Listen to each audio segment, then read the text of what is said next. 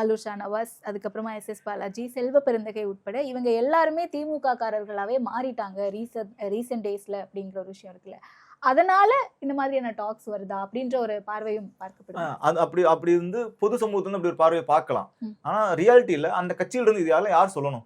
விடுதலை சிறுத்தைகள் இருந்து திருமாவளவன் அவர்கள் சொல்லணும். இல்ல ஷானவாஸ் வந்து நான் சொன்னது தானே கேட்கணும். நான் சொல்றத கேட்க மாட்டேன்றாரு. முதல்வர் மு.க. ஸ்டாலின் அவர் சொல்றதான் கேட்கிறாருன்னு திருமா அவர்கள் அதை ஃபீல் பண்ணணும். ஃபீல் பண்ணா ஒரு நடவடிக்கை எடுப்பார். 1. இப்போ செல்வ பெருந்தகை அப்படி நடந்துக்கிறாரு அப்படின்னா அதை யார் ஃபீல் பண்ணணும்? கார்கே அவர்கள் சொல்லணும். செல்வ பெருந்தகை நீங்க பண்றது சரியில்லைன்னு கார்கே அவர்கள் ஃபீல் பண்ணணும். கரெக்ட் தானே?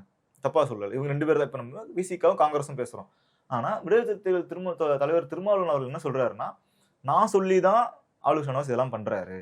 நான் சொன்ன லைன்ல தான் ஆலுஷா நவாஸ் அசெம்பிளில பேசுறாரு. நான் சொல்ற வழியில தான் நான் என்ன சொல்றேனோ அதன்படி தான் அவர் வந்து பொது மேடைகள்ல பேசுறாரு. ஆலுஷா நவாஸ் பேசுறதெல்லாம் நான் சொல்லி தான் அவர் பண்றாரு. அவர் வந்து வேற யாரும் அவருக்கு சொல்லிக் கொடுக்கவில்லை. வேற யாருடைய இன்ஸ்ட்ரக்ஷன்ல இருந்தும் அவர் அதை பண்ணல. அவர் திமுக ஆதரிச்சு பேசுறது நான் சொல்லி தான் அவர் அப்படி ஆதரிச்சு பேசுறாரு. திமுகவுடைய நிலைப்பாடுகள்ல வந்து ஆதரவு நிலை எடுக்கிறது அது வந்து உங்களுக்கு அப்படி தோணினாலும் அது நான் சொல்லி தான் அவர் அந்த நிலைப்பாடு எடுக்கிறாரு அப்படின்னு சொல்றாரு. 1. இப்ப இந்த பக்கம் செல்வ பெருந்தகை அவர்களுக்கு வந்துருவோம்.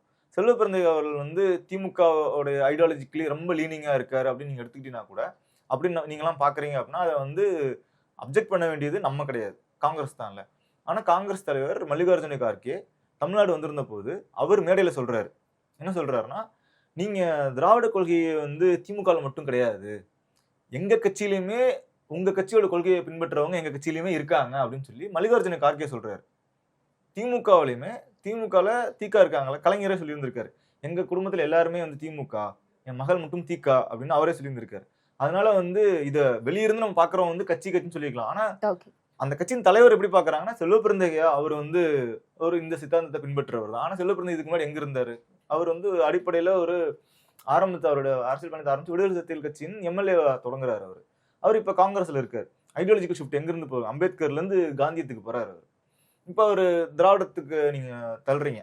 ஆனா அவர் என்ன நிலையில் இருக்காருன்னா, அவர் வந்து இந்த சமூக நலத்திட்டங்களை ஆதரிக்கலாம் தான் சொல்றாரு ஒழிய, நான் வந்து முழுமையா திராவிடத்தை வந்து கொள்கையில முழுமையா ஏத்துக்கிறேன் அப்படின்ற சொல்லுவாரான்னு தெரியல. இல்ல 7 விடுதலையை வந்து அவரு அக்செப்ட் பண்ணி பேசுவாரான்னு நமக்கு தெரியாது.